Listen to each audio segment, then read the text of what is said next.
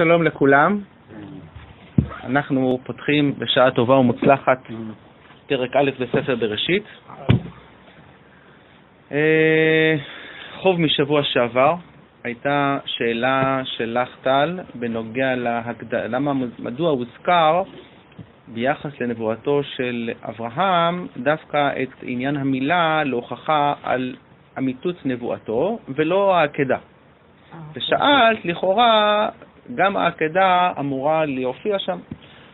אז הסיבה, כפי שמתבקש מתוך הכתוב, שהיות שפרשת המילה היא קדמה לפרשת העקדה, אז ציינו אותה, אבל באמת זה נוגע גם לפרשת העקדה. בסדר? תודה. אנחנו נפתח בשעה טובה ומוצלחת את פרק א' ספר בראשית, הפסוקים הראשונים, והתרגשות גדולה, כמו שאמרנו. ערב טוב מבורך.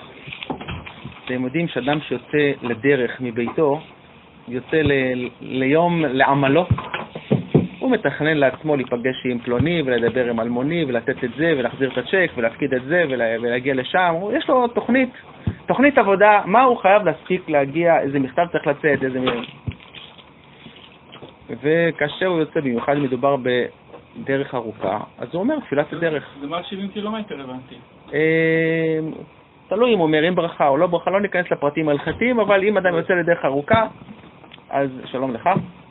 אבל סליחה שאני קוטע אותך, דרך ארוכה הבנתי שזה מעיר לעיר.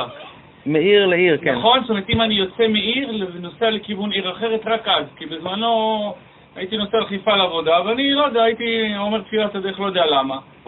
ולא יודע איך הגעתי לזה ושאלתי רב, אז הוא מסתכל עליי כאילו עיני עגל, ואומר לי, זה לא, ראה לזה דרך ארוכה, מעיר לעיר, 70 קילומטר. 72 דקות זה המרחק, 72 דקות נסיעה. אם אתה יכול להתאפק. כן. היום צריך עם כל מה שקורה היום בכבישים לומר, אבל אם נגיד את זה עם ברכה או לא ברכה, זה כבר עניין אחר. כמובן צריך שברצף נסיעה ולא לא לעבור דרך ערים אחרות. פשוט לא ניכנס כרגע לפרטים ההלכתיים. אנחנו יוצאים עכשיו לדרך, ועוד כמו אותו אדם שיוצא לדרך הוא מתפלל שתוליכנו לשלום, ותעתידנו לשלום, תגיע לנו למחוז חפצנו לשלום.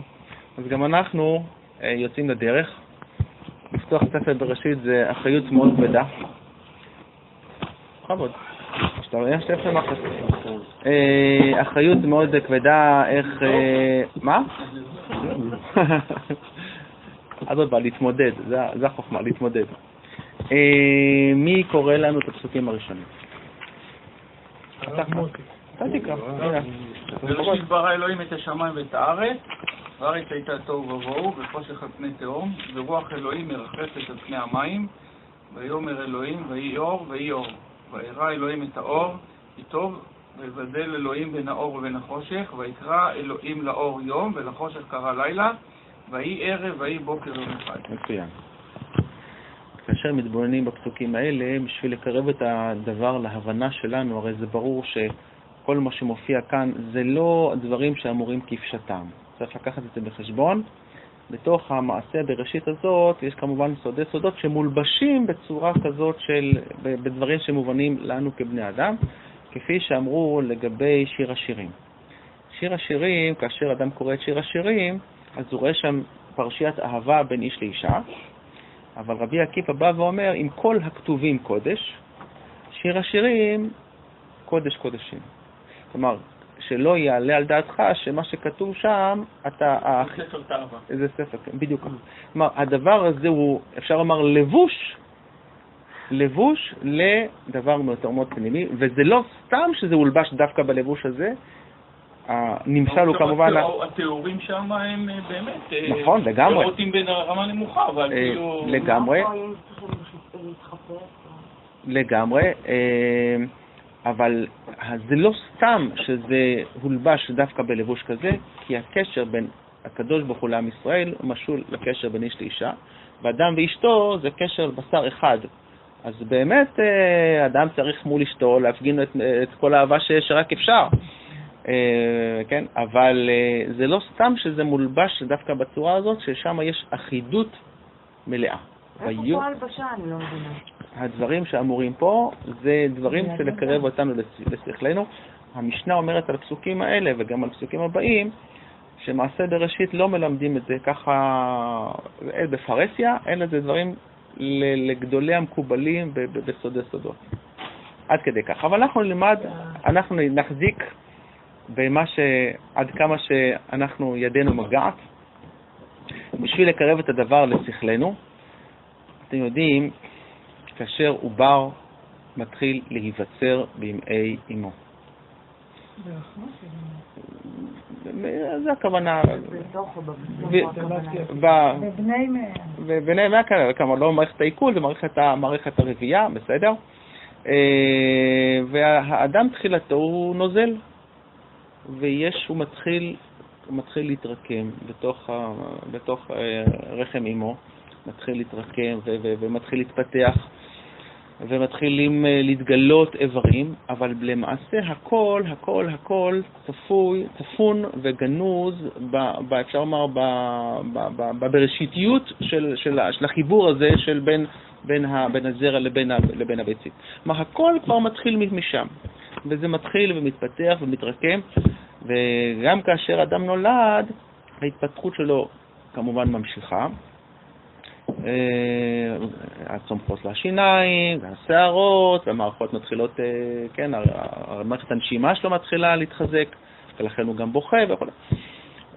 זה נותן לנו איזו תחושה כלשהי להבין שהאדם הוא בעצם עולם קטן. כפי שהאדם מתפתח, במידה מסוימת גם העולם יתפתח. זה בשביל לתת לנו איזה, באופן ציורי איך זה קורה. ולכן זה לא סתם שאחוז הנוזלים בגוף האדם זהה לאחוז הנוזלים על פני כדור הארץ. נכון? בערך 2/3, 76%, משהו כזה, אחוז הנוזלים בגוף האדם זהה לאחוז הנוזלים, המים, באוקיינוסים וכולי בכדור הארץ. האדם הוא עולם קטן. ומה שקורה כאן בקטן, למעשה מתרחש בעולם הגדול. וגם ההתפתחות הזאת, כפי שאנחנו מדברים עליה, התפתחות של השיניים וכולי, השערות וכולי, האיברים מתרחשים במידה מסוימת גם פה בבריאה. בראשית, ברא אלוקים. את השאלה שלך תשכח, אבל עוד מעט נגיע אליה. אנחנו חייבים לברר מילים יסודיות שמונחים בסיסיים. מה פירוש המילה בריאה? מה פירוש המילה אלוהים? ואולי יותר מזה, אם התורה היא באה ללמד אותנו מצוות, מה התועלת בלספר לנו סיפור של בריאה? זה לא המטרה. כבר מתחילת החומש, הספר הראשון, הפסוק הראשון, או למעשה כל התהליך של הבריאה, מה התועלת בציון התהליך הבריאה? הרי המטרה שלך זה מצוות, אז תספר לי מה המצוות. בסדר? אז בואו נתחיל. מה זה בריאה? יצירה. מחדש. יש מאין. כן. זה בדיוק ההגדרה. כלומר, בריאה זה יצירה שיש מאין. כלומר, אם אני לוקח את השולחן הזה, אני מכין את השולחן הזה, אני מחבר את החלקים השונים, אז גם כאשר אני אעזוב את המקום, השולחן הזה יישאר. אבל הקדוש ברוך הוא יוצר יש, אבל מאין. כלומר, בלי החומר הראשון. המילה אלוהים. אתם יודעים שהמילה אלוהים בגימטריה זה הטבע. זה לא סתם. כלומר, אנחנו פוגשים כאן את הטבע, איך הטבע מתפתח, אבל השאלה, האם יש לטבע רצון? כלומר, האם יש איזה מישהו שמכוון, יש איזה רצון שמנהל את המערכת. יש את התיאוריה הידועה של המפץ הגדול, והשאלה, האם הסיפור של מעשה בראשית בהכרח סותר את הסיפור של המפץ הגדול? אז לא. וכך באמת כותב הרב קוק, שהרבה מנסים להראות איזו התנגשות בין המדע לתורה, והיה מי שאמר שמי שטוען שיש סתירה בין תורה למדע, זה היה הרב של הטכניון בזמנו, הוא גם היה מרצה למתמטיקה, דוקטור במתמטיקה. הוא אמר דבר פשוט מאוד, וזה מאוד מצא חן בעיניי. הוא אמר, מי שטוען שיש סתירה בין תורה למדע, אז אחת משלוש. או שלא יודע תורה. או שלא יודע תורה, או שלא יודע מדע, או שלא יודע שניהם. או שלא יודע את שניהם. ולמעשה זה לא סותר בכלל. ואז הוא אמר, הרב קוק אומר על הנקודה הזאת, שכאשר מדברים על מפץ גדול, מדברים על כאילו איך זה קרה בבת אחת. יכול להיות שגם כל התהליך כאן בעצם מתחיל בזה נקודה בראשיתית אחת, וזה מתפתח וזה קורה, אבל צריך לדעת שיש רצון אלוהי מאחורי כל העשייה הזאת. אז אם כך, השם אלוהים. איזה שמות אנחנו מכירים מלבד השם אלוהים לקדוש ברוך הוא? כן, שכינה, אדוני. מה? מה? י' ק' ו' ק'. אתם יודעים שאסור להגיד את שם השם, אז אני קורא לזה י' ק' ו' ק', אבל תבינו שבכוונה י', אחר כך האות ה' ואחר כך האות ו' ואחר כך האות ה'. עכשיו, גם את שם י' ק' וכולי, איך אני הוגה את זה? אדנות, נכון? אדוני. תשימו לב שאני כותב דבר אחד ואני הוגה דבר אחר. כי כאשר אומרים את השם הזה, כתוב את שם י' ק' ו' ק', מה צריך לכוון? כאשר אדם אומר ברכה וכולי, מה הוא צריך לכוון? אדון הכל, היה, הווה ויהיה. אבל בהגייה של זה, מה אתה אומר? אדנות, אדוני. למה? כי השם הזה כל כך גבוה, כן? העולם שלנו בא מלשון העלם. יש הסתרה. יש דבר פנימי שהוא מוסתר. כן? השם הזה, הקדוש ברוך הוא בעצם מסתר בעולם. מה הלבוש החיצוני שלו? מה מגלה אותו לכאורה? זה הטבע, כל גילויי הטבע. מעשיו, בדיוק כך. ממש זה המילה. לפי מעשיי אני נקרא. תארו לכם שניים שיוצאים ממשפט. שני אנשים שעמדו לפני שופט. אחד יצא זכאי, ואחד יצא חייב. זה שיצא זכאי, משבח, מהלל את השופט, איזה שופט טוב, חכם, נכון? כל כך התחשב בי, התחשב במצוקה שלי. וזה שיוצא חייב? השופט! כן, איזה שופטים אלה, צריך להחליף אותם. למה? הרי זה אותו שופט. אלא השאלה, איפה זה פוגש אותך? כאשר זה פוגש אותך במידת הרחמים, אז אתה אומר, זה שופט טוב. כאשר זה פוגש אותך במידת הדין, פוגש אותך במידה שאתה, יש לך תלונות, אז אתה מביע, אבל זה מדובר באותו גורם.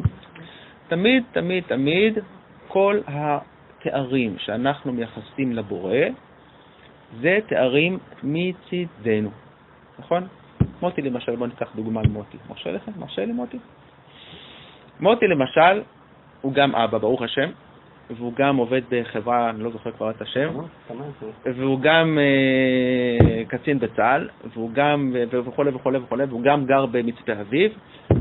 אז כאשר מישהו ממצפה אביב יפנה אליך, הוא יפנה אליך כשכן. כאשר מישהו מהצבא יפנה אליך, הוא יפנה אליך. כלומר, אתה אותו אדם, אבל יש לך מספר כובעים. נכון? זה בדיוק הנקודה. כאשר... הוא גם טייס. נכון. אני מתאר לעצמי שיש עוד הרבה דברים שאני לא יודע. אבל זה בדיוק הנקודה. כאשר יש מספר תארים, אבל התארים האלה באים מצידנו, כיצד אנחנו נפגשים עם הקדוש ברוך הוא. בסדר? לכן כתוב שכאשר היה שירת הים, פגשו את הקדוש ברוך הוא כאיש מלחמה. וכאשר היה מתן תורה, פגשו את הקדוש ברוך הוא כאילו זקן מלא רחמים, כאילו זקן לבן ארוך. אבל זה אותו הקדוש ברוך הוא. אבל כאשר יש סיטואציה של דין, אז הקדוש ברוך הוא כמו איש מלחמה, וכאשר יש מתן תורה, זה כאילו איזה זקן שמלמד את הנכד שלו. ואיך אנחנו רואים אותו פה בבראשית? אנחנו רואים כאן את הקדוש ברוך הוא כאן יוצא. עכשיו, שם אלוהים, זה לא סתם שנבחר כאן שם אלוהים, ואני בכוונה פתחתי בשמות השונים. יש הבדל עקרוני בין שם אלוהים לשם י' ק' ו' ק', ולא כתוב כאן את שם י' ק' ו' ק', או שם אחר, שם שדי, או צבאות וכו'. כי שם אלוהים זה שם שמבטא מידת הדין. דין? כי הטבע זה דין. מה יכול לבטא מידת הרחמים? נושא של לפנים משורת הדין. אבל הטבע עצמו זה דין. כאשר מדברים על כוח הגרביטציה, כוח המשיכה, כן?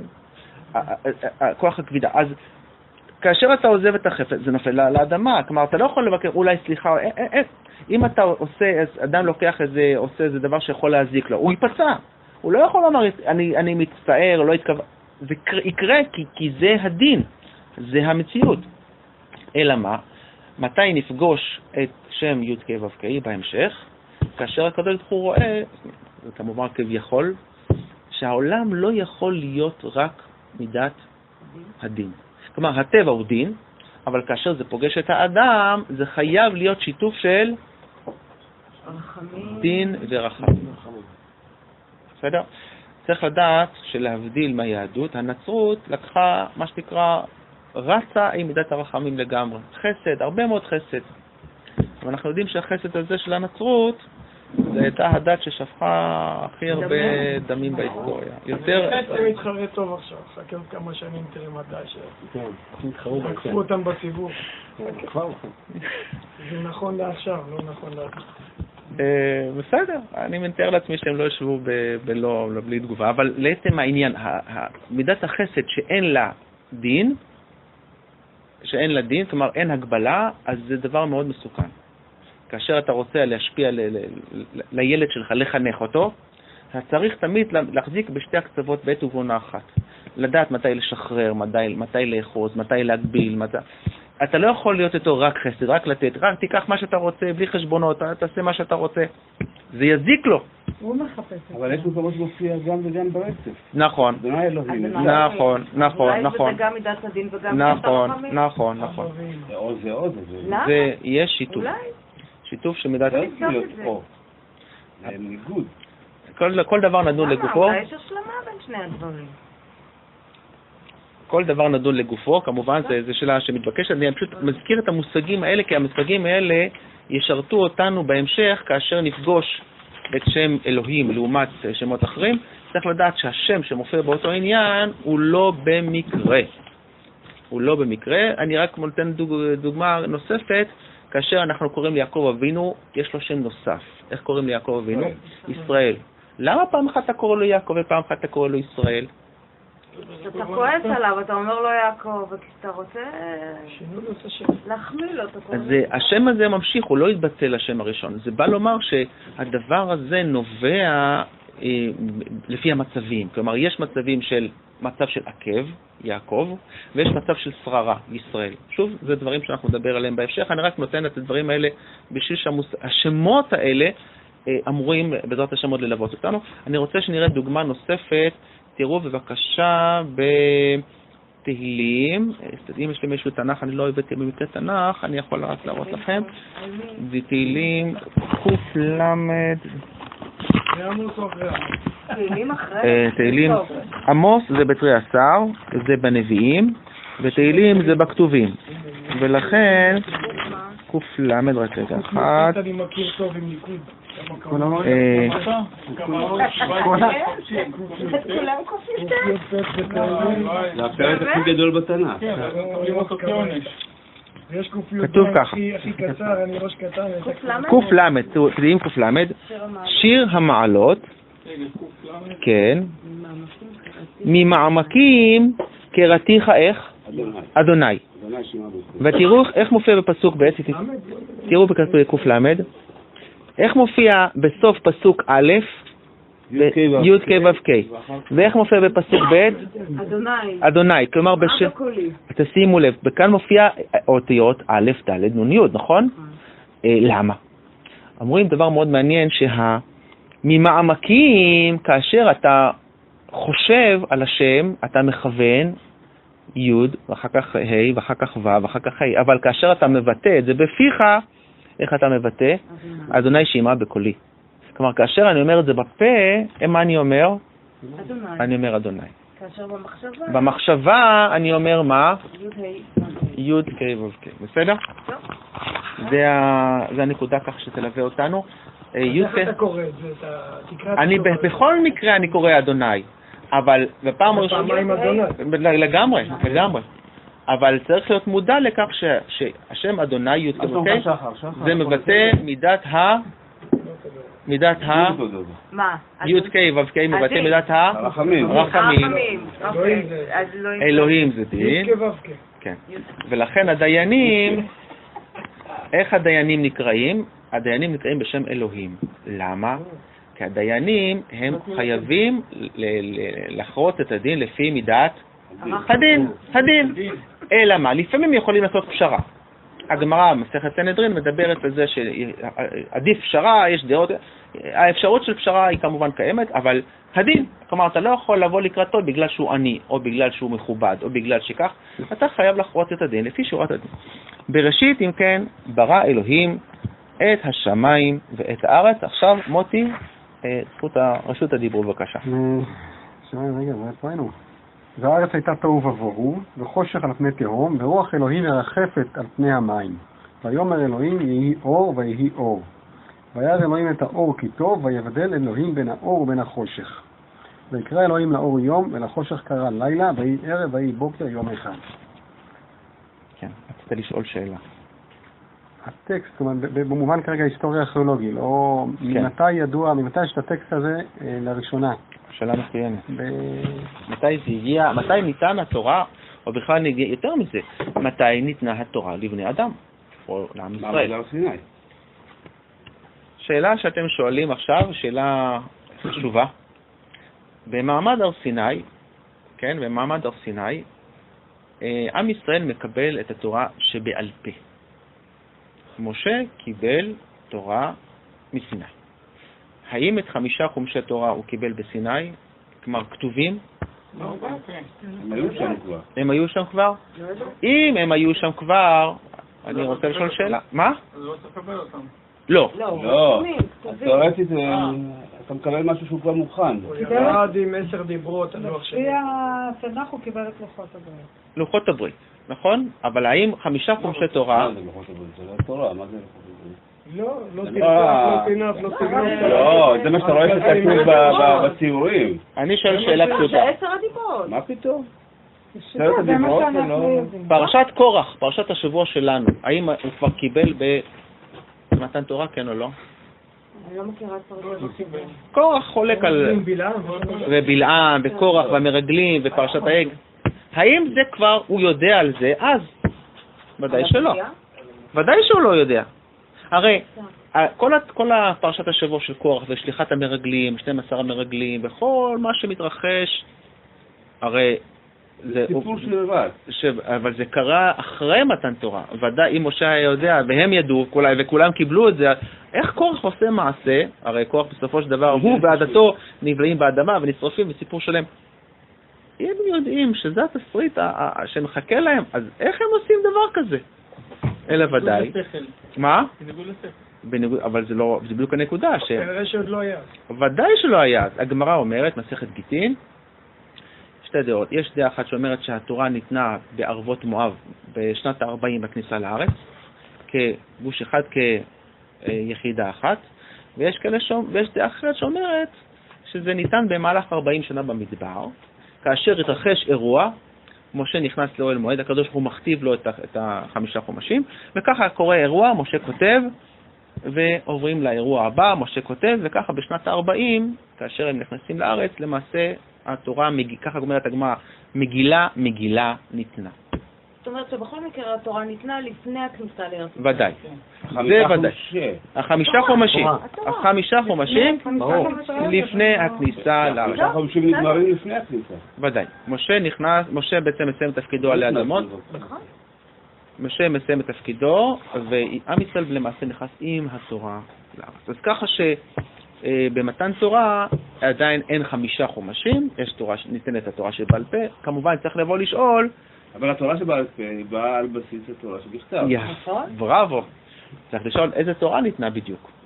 איזה תורה. זה נושא כבר לשיעור שלם, זה ממש... אבל אתה מבין נגיד את זה אולי במשפט, לא לשאיר את התשובה ריקה, התורה בצורה תמציתית. בצורה בראשיתית, בצורה תמציתית, כמובן שהיו דברים שנוספו לאחר מכן. כתוב שכל דבר שעתיד תלמיד ותיק ללמד, הכל כבר ניתן בסיני. בסדר? הרי אומרים שגם אחרית הימים, כן. כבר כתובה פה. ודאי. היא עוד לא באה אחרית הימים. נכון. עוד לא התרחשה. נכון. אם זה כתוב פה, פשוט אנחנו לא יודעים לראות את זה. נכון. גם אז זה היה כתוב, ואנחנו לא ידעו להסתכל על זה. אבל שוב, השאלה מתי זה ניתן כדבר כתוב. זה בעצם השאלה. מתי הדבר ניתן כדבר כתוב? התורה שבעל פה, צריך לדעת מה היחס בין התורה שבכתב לתורה. את התורה שבעל פה, מי כתב? מתי זה נכתב? תראה, זה בעל פה, כשמה כן היא. בכמה שלבים כתבו? זה לא בפעם אחת. התורה מה היה על הלוחות? הלוחות היה כתוב, אבל אצבע אלוהים, מה היה כתוב על הלוחות? על הלוחות היה כתוב את 10 הדיברות. אבל התורה שבעל פה זה בעצם כוללת את כל הספרות, נקרא לזה התלמוד והתלמוד הבבלי והירושלמי והמדרשים והזוהר וכל המשנה כמובן, שזה בעצם עולה על הכתב רק בשלב הרבה הרבה יותר מאוחר. יש טוענים שזה בעצם, שזה, לא, בשלב, בחלון הזדמנויות.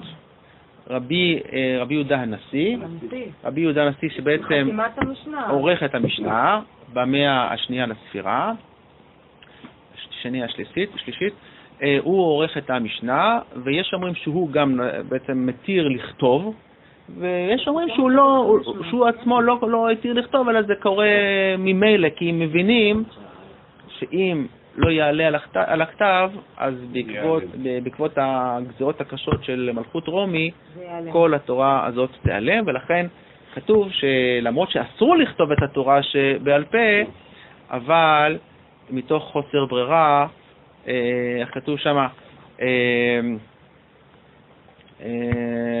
מחוסר ברירה הדבר הזה עולה על הכתב. מי כתב את 15 חומשי? אז משה, זה ודאי שמשה כותב את 5 חומשי תורה. על ידי הקדוש ברוך הוא, אבל השאלה מתי זה ניתן בפועל. האם ניתן בפועל בבת אחת, או כמגילות על פני 40 שנה בכניסה לארץ. בסדר? נחזור לשאלה ששאלנו בתחילה. שאלנו שאלה פשוטה, מדוע צריך לספר לנו את כל מעשה שמיים וארץ? והלא, התורה, התורה אמורה לכאורה לספר לנו את המצוות. כבד את אביך ואת אמך, לא תגזול. זה כאילו מניח פה הנחה שאנחנו בכלל לא שמענו עליה. השאלה הזאת, לא אני שואל. זו שאלה שבאה בתוך התפיסה הדתית. מה? זה אקסיומה של מורשת. לא של מורשת, של התפיסה הדתית. לא חשוב. אני אומר, מבחינתנו, זה ספר של היהודים. כן. אתה רואה בזה עיקר מה לעשות, מה לא לעשות, ואני הפוך.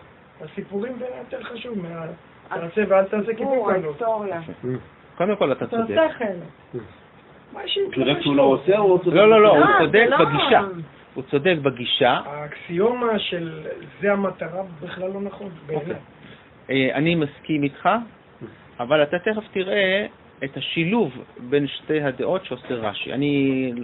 יש לפניכם רש"י למי שיש, אבל אני אקרא בפניכם. אתה תראה שמה שאני אמרתי, כלומר, כשאלה, ומה שאתה הצגת, את הגישה שאתה הצגת, אני חושב שהצד היותר שלם זה כאשר מחברים בין שתי ותכף תראה כיצד. אז שואל, מה? לא, הוא מהטובים, רש"י בסדר. אני יכול לקרוא גם את הכתב שלו. אני יכול לומר לך שכאשר...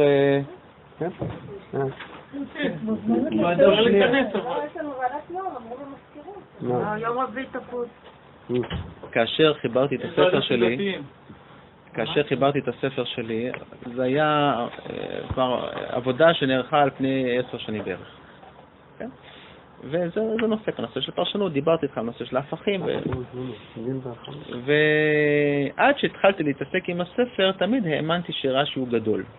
רש"י הוא גדול, ופגשתי את רש"י, ואתה קורא את רש"י, וגם פירוש של התלמוד וכו'. אבל תוך כדי העבודה על הספר, אתה לא רק מאמין שהוא גדול, אתה רואה שהוא גדול. וזה בצורה מדהימה. מספר הנכד שלו, הנכד של רש"י, שקראו לו רבנו תם, אח של רשב"ם, שדיברנו עליו, זה אחיו. הוא מספר, ככה הוא כותב, אני היה בכוחי לכתוב פירוש לתלמוד כפי שחיבר הסבא שלי. אבל פירוש לתורה, כפי שחיבר הסבא שלי, אין בכוחי, כי הוא כתב את זה ברוח הקודש. זה דבר שאי אפשר לעשות אותו. ואני אומר שוב, אני רואה שזה נכון, זה לא רק אני מאמין שזה נכון. עכשיו נחזור לדברי רש"י. רש"י הראשון, פירושו לתנ"ך. מה כותב רש"י? כותב רש"י, הוא מציג את השאלה שאני הצגתי, אני בעצם מציג את השאלה שלו. אמר רבי יצחק, לא היה צריך להתחיל את התורה, אלא מהחודש הזה לכם, שהוא מצווה הראשונה שנצטוו בה ישראל. מהי המצווה הראשונה שנצטוו בה ישראל? ככלל, לא כאנשים פרטיים. הרי... זה לשם החודש. יפה, החודש הזה לכם, ראש חודשים. כלומר, יש מצווה של לקרוא לניסן החודש הראשון וכל מצוות הפסח. כי עד אז לא נצטוו מבחינה כללית. היו מצוות פרטיות, כמו ברית מילה, לאברהם וכו'. אבל ככלל, לכלל ישראל, לא היו מצוות כלל. כלומר, אנחנו נפגשים עם מצוות לכלל, אז רק באותה... למה? איזה עוד מצוות היו? יש את המצווה של על כן לא יאכלו בני ישראל את גיד הנשה? נכון, גם גיד הנשה כאן רש"י מביא, דרך אגב, מביא כאן, אבל גם אז זה עדיין מצווה פרטית, כי זה עדיין לא נצטווה, זה קורה לאבות, ליעקב אבינו, אבל זה קורה לאדם פרטי. כלומר, בשלב פרטי, גם אברהם, עם ישראל יעשו בשלב יותר מאוחר את הברית. אבל זה כתוב בפירוש כציווי לעתיד, נכון, לדורות, גם בברית, אבל בשלב זה, דרך אגב, שאנחנו מקיימים את המילה ואת מצוות גיד הנשה, כן, לא לאכול אצל הבהמה את גיד הנשה, זה לא בגלל שאברהם אבינו עשה את זה, זה בגלל שאנחנו נצטווינו. כלומר, נכון? כלומר, הרי אברהם עשה גם עקדת יצחק, אז אני אעשה עקדת יצחק גם? לא.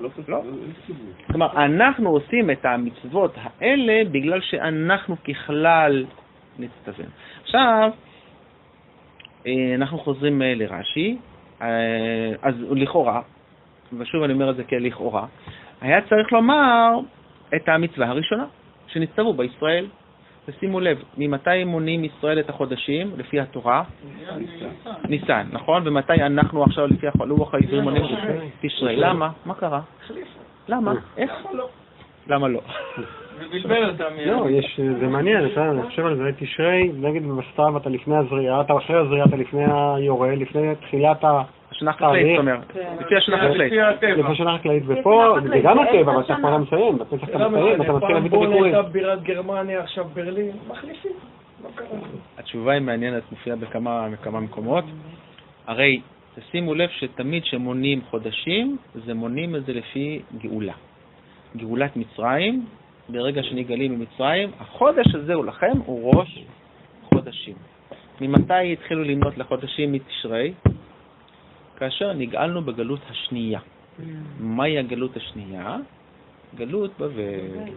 שחזרנו ובנינו את בית המקדש השני, ועולים לארץ זרובבל, חנן, מישאל, עזרא ונחמיה וכו'. אז בעצם מונים את החודשים לתשרי, שזה קורה בתשרי. כלומר, בעצם אתה תמיד מציין את התאריך שלך. זה לא הגיע הזמן שנעבור לאייר? שאלה מעניינת, שאלה מצוינת. שאלה מצוינת. קמת המדינה, הריבונות הבאה? כן. יש כאלה שרואים בזה אבא שלי, גדול. לא, שיחנקו, אבל אלה שולטים אבא שלי שעלה ושרד את השואה, הוא אמר, הוא התחיל את הספירה שלו שהוא עלה לארץ. כן, הוא עלה לארץ, ושהוא נלחם בסן סימון, והוא כבר פתח רימון בשביל להתפוצץ, והוא את הראשון למאי 48, הוא חגג יום הולדת. עד אחרית ימיו. במקום זיקור, דפק רימון. לא, זה לא לענייננו, אבל נשמע את זה ביום העצמאות, נשמע את זה. זה סיפור מדהים, סיפור מדהים. יש משהו בחיים שהפך להיות דרך. סיפור מסכים. אנחנו ממשיכים לציין את זה כל שנה. שקורה להם תאונות דרכים, או עוברים איזה אירוע קשה. כן, לא, אבל למה שנגיד שואלים אותה, למשל, אתה אשכנזי או זה, כן, למה שלי היה פועלים בדיוק כמוני, הוא היה כזה יותר כזה שזוף ומוצק, הוא אומר לו, אני ישראלי. הוא אומר לו את הדברים, אני ישראלי. זה מראה על בריאות.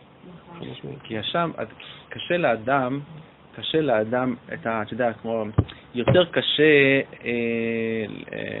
להוציא את הגלות מהיהודי מאשר להוציא את היהודי מהגלות מאשר את הגלות מהיהודי. ואדרבה, אני רואה בדבר הזה הרבה מאוד בריאות. אדם שהוא מבין בצורה הכי טבעית שזה שהוא בעצם נמצא פה, יש, אפשר לומר, קו ישיר בין היהודים, תודה רבה, בין היהודים שהיו כאן לפני הגלות לבין המצב שלו היום. כלומר, הוא לוקח קו ישיר, כי מה עשתה לנו הגלות? הגלות, אפשר לומר את זה בצורה בוטה, זה בית קברות אחד גדול. בית קברות יהודי אחד גדול. וכאשר הוא רואה את ההמשך שלו, יש הרי, אתה יודע שיש מנהג לעשות בל"ג בעומר חץ וקשת. למה חץ וקשת? אז אומרים שבעצם המלחמה האחרונה שלנו כעם בארצו, זה היה בתקופה של מרד בר כוכבא. זה קשור גם לבר יוחאי. כי רבי שמעון בר יוחאי גם באותה תקופה, והוא גם כן תומך במרד. דרך אגב, לפי המסורת שלנו, כותב הרמב"ם, שמי שהיה הרמב"ם, רבי עקיבא, לפי שיטת הרמב"ם, רבי עקיבא היה נושא כליו. נושא כליו, כלומר, היה מלווה אותו את בר כוכבא. של בר כוזיבא, ככה קראו לו. המלחמה האחרונה שלנו פה בארצנו, כעם, אפשר לומר, חצי בן חורין. מה? כעם בארצו. כעם בארצו, כן. זה הייתה מלחמה של 60 שנה לאחר החורבן של בית המקדש השני, מרד בר כוכבא, ואז אפשר לומר, התחילה הגלות בצורה טוטלית. אם כבר חורגים מפה ומדברים על זה, מה שאמרתי הזכיר, אז אני חושבת שבוע שעבר הייתי בפולין בדיוק, זה דווקא ממש לא ככה, כי בכל העיירות היהודיות שהיו, ממש העיירות המהדרים, חרדיות, כמו למשל אבא של שחר, אז הם היו, זאת אומרת, זה היה שיקוץ להזכיר לעלות לארץ ישראל, זה היה מוקצה, ועובדה למשל, סתם דוגמה, אם אתה כבר מזכיר מרדים, אז למשל היה את הבריחה מסורידור, אז אם בסוף הסרט שם הם אומרים, מה הגורל של כל אחד גיבורים שברח, זה הלך לארגנטינה, זה הלך לקנדה, זה הלך לארצות הברית, זה הלך לזה, אחד חי בחולון. ואני יכולה להגיד לך גם דוגמה בעדות של יד ושם של אבא של שחר. אם לא היה איזה מישהו שמכיר, מישהו שאומר שיש הכשרה חקלאית, וכדאי כי מתייחסים שם יפה לאנשים, אז לא משנה שהיום אבא שלו הוא הציוני מספר אחד, זה פטריוט, אבל זה בכלל לא דבר, זה בכלל לא אתוס שהיה בגולה, וכן בגולה היה לפחות 3 מרדים, גם גטו וילנה, גם ורשה, גם, ולא מתוך המקום של הנה, גם כמו בר כוכבא, לא? נכון, אפשר לומר...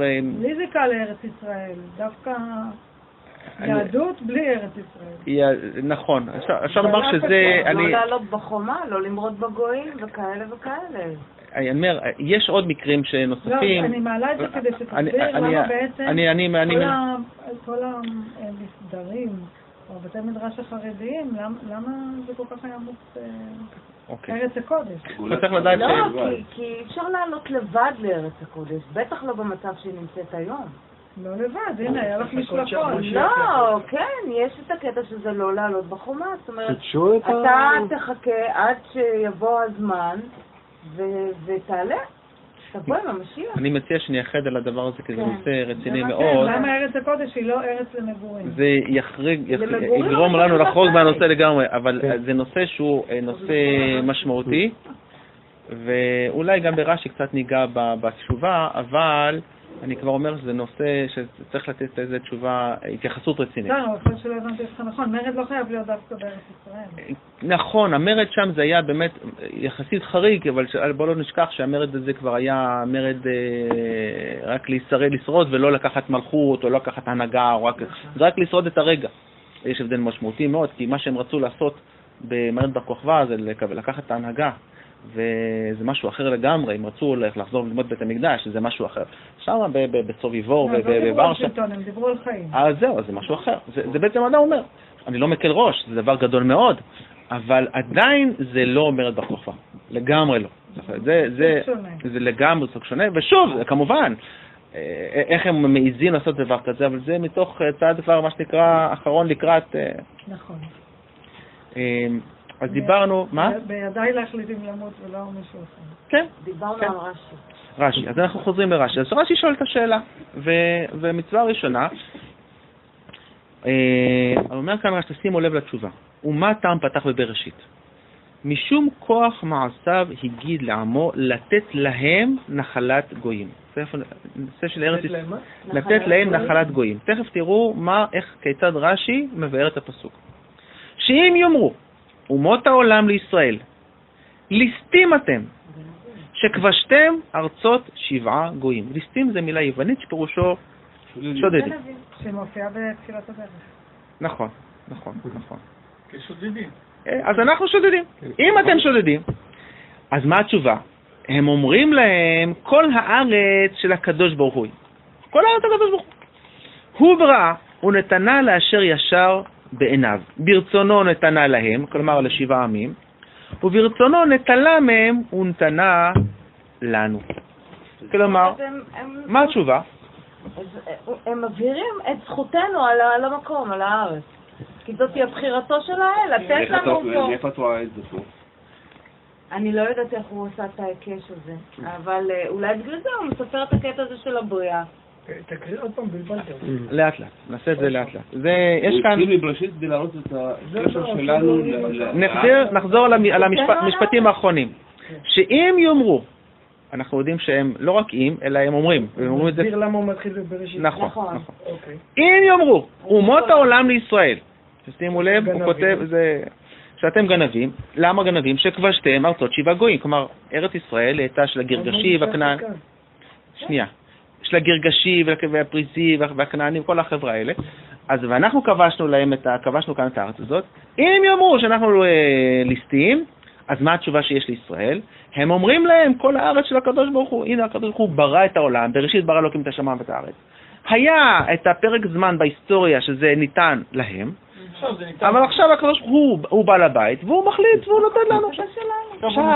עכשיו תשימו לב לנקודה הזאת. מה, וכי אנחנו עכשיו נבוא לאומות העולם, נגיד להם, חבר'ה, מה, הקדוש ברוך הוא? התשובה היא, כן. כי בעצם הספר, התנ"ך, למעשה, זה לא במה שאנחנו נספר להם. אם נספר את זה קודם כל לעצמנו, ואנחנו נהיה מודעים לגמרי שהארץ הזאת היא שלנו והיא שלנו והיא שלנו, אם אנחנו נהיה משוכנעים, שם אפשר לומר עשינו את מרב העבודה. מה הבעיה? שאנחנו באמת חושבים שאנחנו ליסטים. ואם אנחנו חושבים שאנחנו ליסטים, אז ממנה אין לנו צדקת הדרך. ולכן יש כל מיני רצונות לפשרות, טריטוריאליות. זה כבר פרשנות. אבל איפה זה בא פה בבראשית? מה? זאת אומרת, נכון, לא נכון, זה עניין לוויכוח, אבל איפה זה בא פה? זה בכלל לא, מי לא רואה את זה? לא, הוא אומר, מדוע מתחילים בסיפור בראשית ולא בסיפור של המצווה הראשונה? אוקיי, למה היה חשוב להתחיל דווקא בסיפור בראשית? סיפור בראשית בא ואומר, זה לא שלי ולא שלך ולא שלו, זה שלו. נכון, והוא ועכשיו יחליט. הוא מחליט למי. נכון. אבל איך אפשר להוכיח שהוא החליט שזה שלך עכשיו? עכשיו הנקודה. זה כבר הסיפור שלי. עכשיו תראו את הנקודה הזאת. תסתכלו מה כותב כאן רש"י. אנחנו בתור עם נבחר. עם נבחר של האלוהים. כן, אנחנו מבין שגם עם עם נבחר. עכשיו תשימו לב, וכאן נחזר לשחר למה שאתה אמרת. שימו לב מה אומר רש"י. ברצונו נתנה להם, וברצונו נטלה מהם, הוא נתנה לנו. רגע, הוא נתן לנו? אנחנו כבשנו. מה זה נתן? לקח מהם, ואחר כך נתן לנו. תשימו לב. נתן לנו לכבוש. כלומר, זה שאתה כבשת, פירושו של דבר, שהקדוש ברוך הוא אפשר לך. במיוחד כאשר עם ישראל כובש או מנצח וכו', גם אומות העולם רואים בדבר הזה, אפשר לומר, יד אלוקים. בואו נראה לדבר הזה דוגמה. תראו בבקשה, תהילים פרק פ"ג. גם בכל מקום אומרים שזה בברית בין הבית. פ"ג, שם זה אחת הדוגמאות המפורסמות. זה כל פעם התהילים הזה בורח. תהילים פ"ג. שיר מזמור לאסף. שיר מזמור לאסף. מי יקרא? אתה רוצה לקרוא לנו? אלוהים על דמילה. על דומי. על דומי. דומי לך, על כפרש ואל תשקוט אל. כי הנה אויביך יהם. שימו לב שיש כאן משנאיך של מי? של אלוהים. של אלוהים, נכון? כלומר, מי השונאים של הקדוש ברוך הוא?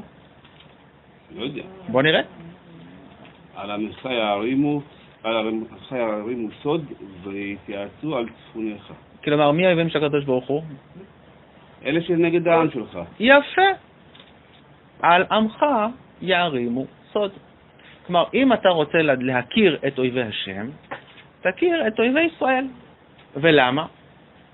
אמרו לכו ונחסידן מגוי ולא ייזכר שם ישראל עוד. יפה. כי הם רוצים להשמיד את ישראל. יפה, תמשיך. כי נועצו לב יחדיו עליך ברית יחוד. תשים לב עוד פעם עליך. מי זה עליך?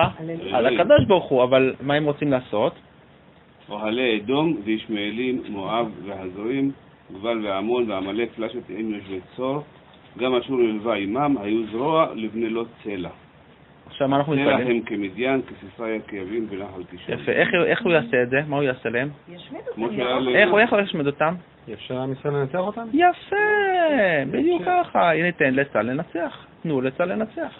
אז זה בעצם בכלל לא ישראל נגד העמים, אלא אלוהים נגד העמים. צריך לדעת, זה עובר מתוכנו. תן לך דוגמה, בשביל לסבר את האוזן. כאשר בנית את הבית, נכון? בנית את הבית שלך כאן במצפה אביב. שואלים מי בנה את הבית הזה? טל, נכון? טל, אתה בנת את הבית. את הרמת את הבלוקים? בחלק. כאשר שלמה בונה את בית המקדש, בוא ניתן דוגמה אחרת. שלמה בונה את בית המקדש. וכי שלמה בונה את בית המקדש. אלא שלמה נותן את הכסף, נכון? והפועלים בועלים, כל אחד עושה תפקידו. כלומר, כאשר יש פעולה בעולם, זה בעצם השתלשלות מעולם מאוד מאוד גבוה, שזה מתלבש בעולם גשמי, וזה קורה בצורה, בעולם שלנו, בעולם המעשי, על ידי עם ישראל במקרה הזה. טוב. בסדר? כן ולא. עכשיו, תשאל. אם אנחנו אומרים שבעצם כשאני בונה את הבית, זה הוא בונה את הבית, אז כשהגוי כובש את העם, מנצח את עם ישראל, זה הוא מנצח את עם ישראל. זה לאל. כן. כשמשהו קורה, זאת אומרת, גם הטוב וגם הרע, בעצם זה ממנו. ודאי. בעצם, אז גם אנחנו וגם מי שאנחנו נלחמים בו ונלחם בנו, בעצם אנחנו בובות של שחקן אחד. לא הייתי אומר את המילה בובות, אבל הייתי אומר שכמובן יש לך את הבחירה החופשית, אתה נכנס לנקודה מאוד מאוד מאוד מאוד משמעותית, איפה הבחירה שלך ואיפה הידיעה של הקדוש ברוך הוא. כמובן זה לא שולל את הבחירה שלך, בחירה בטוב או ברע. אבל צריך לדעת שבאופן עקרוני מה שאנחנו רוצים לראות כאן, וזה המטרה שלנו, לכן ראינו את מזמור פ"ג, לומר לך שכאשר הקדוש ברוך הוא פועל בעולם, הוא פועל דרכך. וזה כאשר שאלתם לגבי העלייה לארץ. נכון? תארו לכם שאדם טוב ונסחף בנהר, ורוצים לו, מביאים איזה חסק להציל אותו. ומה הוא אומר? הקדוש ברוך הוא יציל אותי. אז בא אליו המציל, אומר לו, בסדר, אבל אני עכשיו... אני באתי להציל אותך. לא, רק הקדוש ברוך הוא. ואז טוב, חס הוא לא רוצה לשמוע את החסק, אז מביאים איזה סירה, ככה, סירת מרוץ, תעלן, אתה כבר עולה, יש כאן מערבולת. לא, רק הקדוש ברוך הוא. מביאים עוד איזה גלגל הצלה, ובסוף הבן אדם נבלע בתאומות, ועולה לבית דין של מעלה, ואומר לקדוש ברוך הוא, תראה, אני האמנתי בך, ואני זה, נו, ולמה לקחת אותי? אז הוא אומר לו הקדוש ברוך הוא שוב, כמובן בצורה מושאלת, שלחתי לך את החסק, שלחתי לך גלגל הצלה, שלחתי, נו, זה אתה שלחת? אתה לא מבין רמזים? זה בדיוק הנקודה. כאשר הקדוש ברוך הוא אומר ליהודים, אני אשיב את הגלויות. קיבוץ, אני משיב אתכם לארץ. איך זה קורה? יש פעילי סוכנות, יש אנשי מוסד, יש... כלומר... תגיד את זה לנטורי קרתא. טוב, בסדר. אפשר לדבר קצת על הבריאה עצמה, על סדר הבריאה? כן, עכשיו, אחרי... לא, בסדר גמור. תשימו לב שבעצם כל הבריאה הולכת לקראת, ככל שדבר מאוחר יותר בבריאה, הוא יותר חביב. אחרון חביב. אנחנו עוברים את העולם הראשון, עולם של הדומם, נכון? את המאורות וכו', עולם הדומם. לכן ביום שלישי אנחנו כבר נגיע לעולם הצומח, נכון? העולם בתחילה, תשימו לב, זה פסוק מאוד משמעותי, בפסוק, תראו בבקשה ביום השלישי, פרק א', פסוק ט', טל בבקשה את מוזמנת לקרוא. ויקרא אלוהים ורקיע השמיים, ויאמר אלוהים יקבעו המים מתחת השמיים אל מקום אחד, ותראה היבשה ויהי כן. יפה, כמה יבשות יש? זה נורא תלוי, כי לפי הגישה של... כן? הייתה יבשת אחת. יפה, היבשה. יפה, אז כמה יבשות יש? אחת. ולאחר מכן יש נדידת היבשות, ואת כמורה לגבוע, אחרי את חייבת לזה. מה? וזה... אבל אני אגיד לך משהו עכשיו, הדבר המעניין שבתוך הסיפור הזה, מה מרכז היבשת העולמית? ירושלים. יפה. ולכן ירושלים נקראת טבור הארץ, כי היא נמצאת בטבור. איפה הטבור ממוקם? באמצע. יפה מאוד, זה בדיוק הנקודה. כלומר, אבן השתייה, מה זה שתייה? זה השט, כאילו, כן? הבסיס. עליו מושתת העולם, ירושלים היא במרכז היבשת העולמית. משם, דרך אגב, לפי המסורת שלנו, נברא העולם. וכל הימים למעשה מחוברים. אחר כך יש את כל ההתפרדויות, יש את הים האוקיינוס ההודי, האטלנטי והשקט, אבל הימים מחוברים. אבל תשימו לב, כתוב את המילה ימים, ומקווה הארץ קרא ימים. תראו פסוק הבא, תראי בבקשה את הפסוק הבא. וירא אלוהים כי טוב, ויאמר אלוהים תדשא הארץ דשא, עשב מזרע. פסוק י'. 10? עוד קודם. פסוק, כן. ויקרא אלוהים ליבשה ארץ, ולמקווה המים קרא ימים, וירא אלוהים כי טוב. יפה, אז תשימו לב שבכל אופן, לכאורה הכל זה ים אחד, אבל הוא קורא לזה ימים. בלשון רבים. היא בלשון רבים. ולפי מה שאמרנו זה ים אחד, יש יבשה ויש ים אחד. רש"י מסביר, אומר שבעצם נכון שיש ים אחד, אבל אינו דומה טעם הדג שעולה בעכו לטעם הדג שעולה באספמיה. כלומר, יש עדיין שינוי, אבל החיבור, יש כמובן חיבור. אז אנחנו עוברים עכשיו לעולם הצומח, נכון? ויאמר אלוהים תדשא הארץ דשא, עשב מזריע זרע, עץ פרי עושה פרי למינו, אשר זרעו בו על הארץ ויהי כן. עוברים מעולם הדומם לעולם הצומח. מה ההבדל בין עולם הדומם לעולם הצומח? חיים. יפה.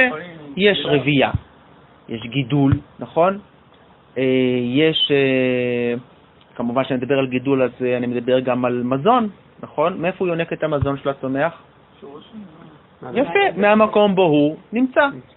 הדומם הוא לא, עצם הקיום שלו זה המזון, כלומר המושג מזון בכלל לא שייך אצלו. דרך אגב, האם שייך לדבר מוות בצומח? המושג מוות, הוא קשור לעולם הצומח? ודאי שכן, נכון?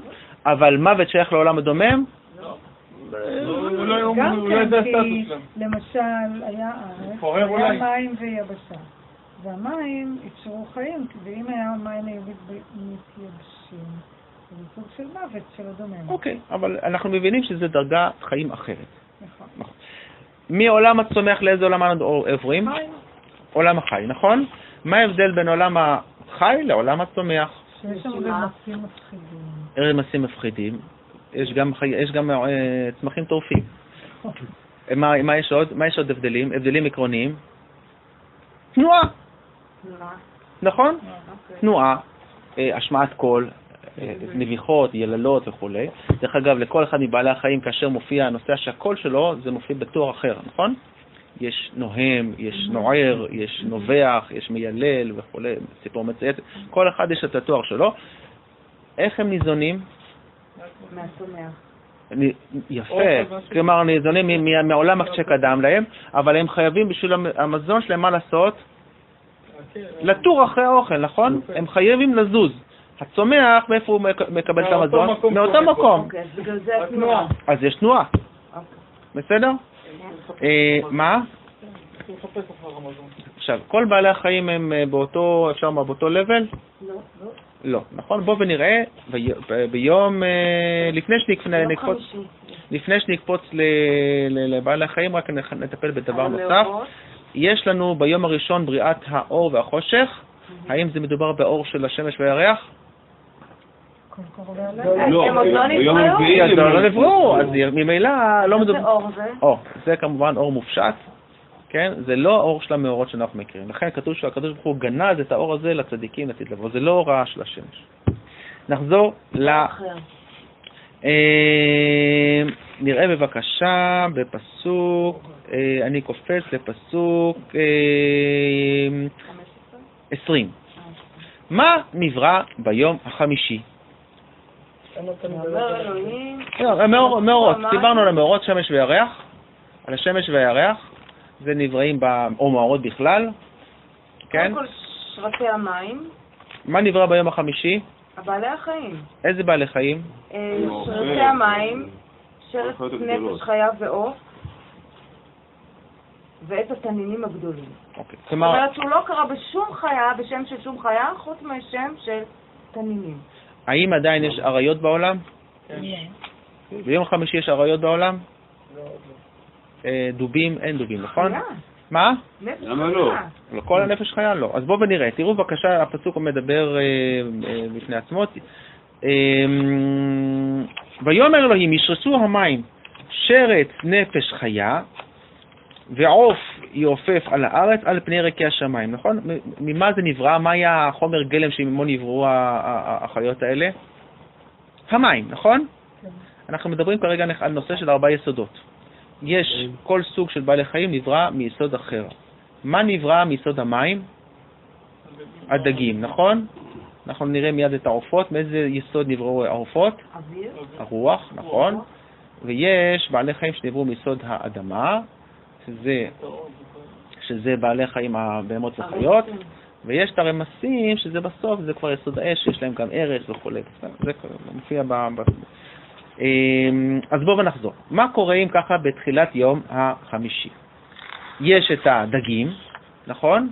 תשימו לב לכאן לסדר, הסדר הוא ממש לא במקרה. כמו סדר אבולוציוני. יפה מאוד, זה סדר מאוד, אני מצאתי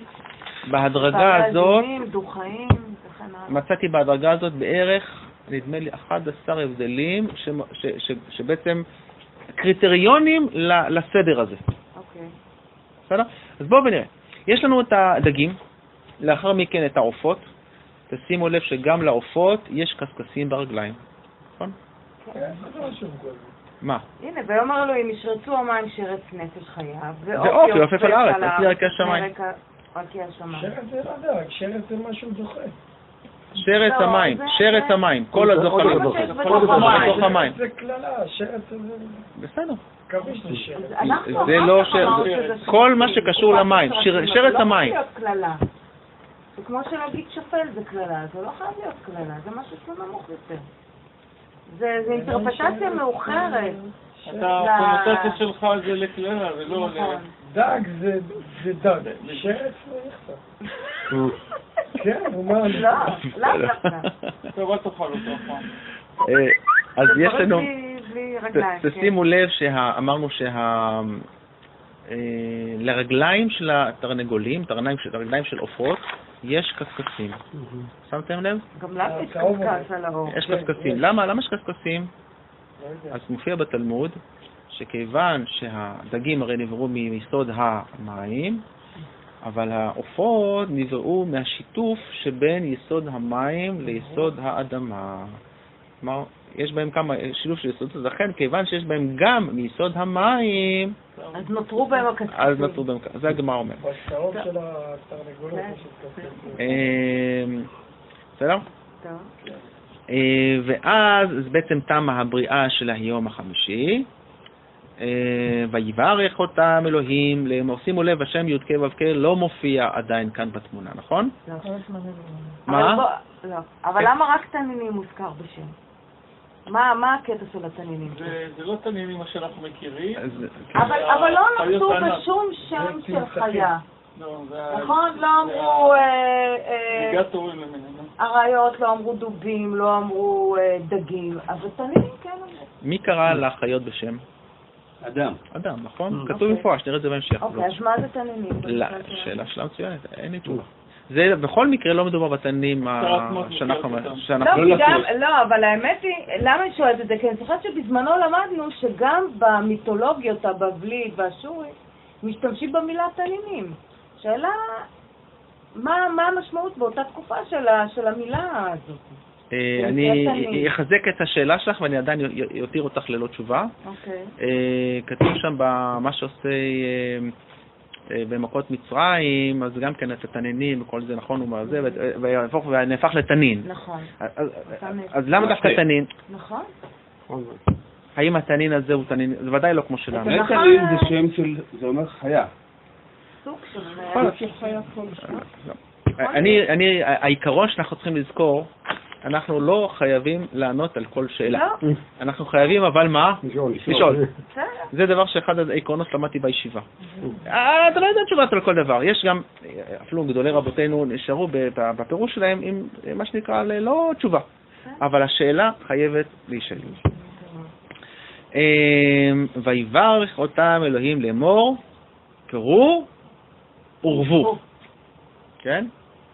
פרה ורבה, גם כמות וגם איכות, ומילאו את המים בימים, והעוף יירב בארץ. ויערב ויבוקר יום חמישי. הפתיחה הזאת של ערב ובוקר מלמדת אותנו שהיום ביהדות מתחיל ממתי? מתחיל מהערב. כלומר, כן, שבת מתחילה מתי? שבת מתחילה ביום שישי. בסדר? האם המשמעות פה של יום היא באמת יום? או שזה עניין של עידן, תקופה? המושג יום ולילה, אנחנו מכירים את זה משקיעה זריחה, נכון? בדרך כלל. את תשימי לב שיום אחד שמופיע בתחילת הבריאה, כמובן המושג שקיעה זריחה לא רלוונטי, כי עדיין אין מאורות בכלל. לא, אבל מבחינת תפיסת הזמן אני אומרת, האם באמת הכוונה? יום שלך כ1000 שנים. נכון. זה תהילים, כן, בתהילים. כיום אתמול כיעבור. אבל התפיסה, אפילו ההלכתית ביהדות, שהיום מתחיל למעשה מהערב לפני, לכן השבתות והחגים, הכל מתחיל מהערב לפני.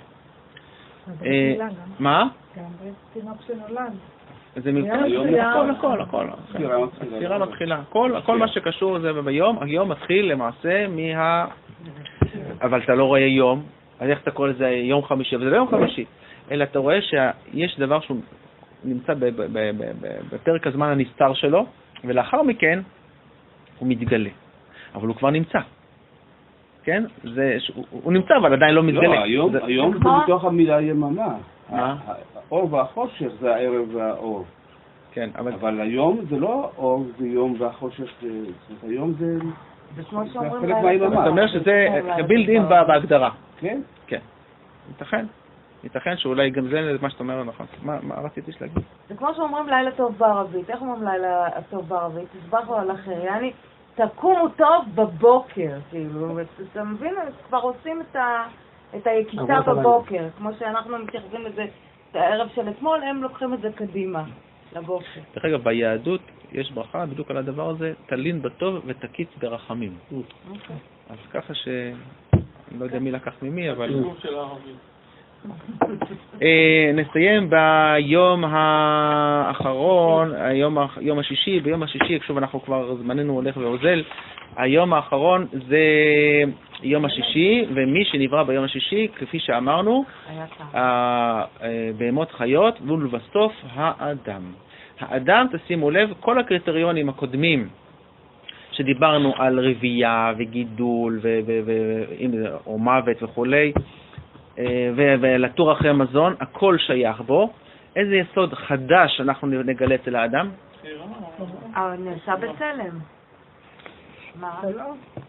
איזה יסוד? איזה יסוד נוסף? איזה יסוד נוסף? לא יסוד מארבעה יסודות, אלא איזה עיקרון נוסף אנחנו נמצא אצלו מלבד הנושא של הרבייה והגידול ולתור אחרי המזון.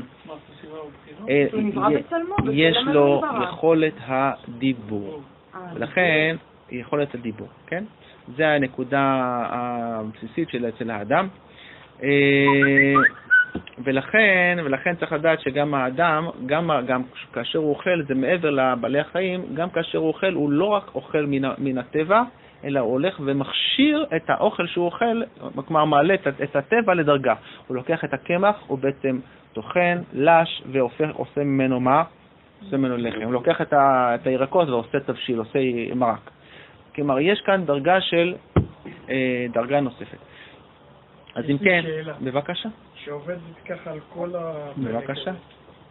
בכל יום אלוהים אומר, עכשיו אני אעשה ככה והולך ועושה ככה. ואז הוא אומר, טוב, לא.